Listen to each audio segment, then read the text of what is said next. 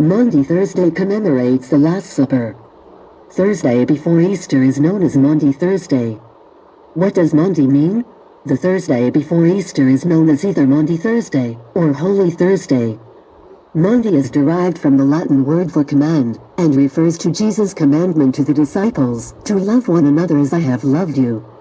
Maundy Thursday is also associated with foot washing. Jesus washed the feet of the disciples, an act described in the Gospel of John, chapter 13, as Jesus teaching them to be servants. It's the ultimate act of servant leadership. Jesus instructs his followers to love and to serve. Most churches will have a Mass tonight. The Last Supper is derived from Jesus' Jewish heritage. The Last Supper was the Passover Seder, the feast of unleavened bread. Jesus and the disciples are eating unleavened bread. Passover is a Jewish festival commemorating the exodus of the Jews from Egypt, when they left so quickly there was no time for the bread to rise. What does it commemorate? The Synoptic Gospels and the early traditions of the Church affirm that the Last Supper occurred on Passover.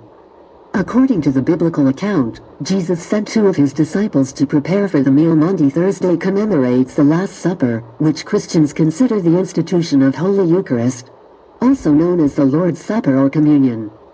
It is described in the Gospel of Luke, chapter 22. At the Last Supper with his disciples, Jesus broke a loaf into pieces and gave it to them, saying, "Take this, it is my body." After they had eaten, he took the cup of wine and said, "This is my blood." He then asks the disciples to do this in remembrance of me. Maundy Thursday has a dark side.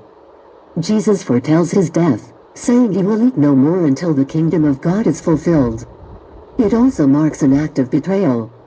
"One of you will betray me," Jesus says. Judas Iscariot, one of Jesus' 12 disciples, is pointed out by Jesus as the one who will betray him. Jesus foresaw his death, emphasized the significance of his death to the 12 apostles. The Last Supper provides a scriptural basis for the Eucharist, also known as Holy Communion or the Lord's Supper. During the meal, Jesus predicts his and foretells that before the next morning, Peter will thrice deny knowing him. Last Supper, also called Lord's Supper, the occasion of the institution of the Eucharist. The story of the Last Supper on the night before Christ's crucifixion is reported in 4 books of the New Testament.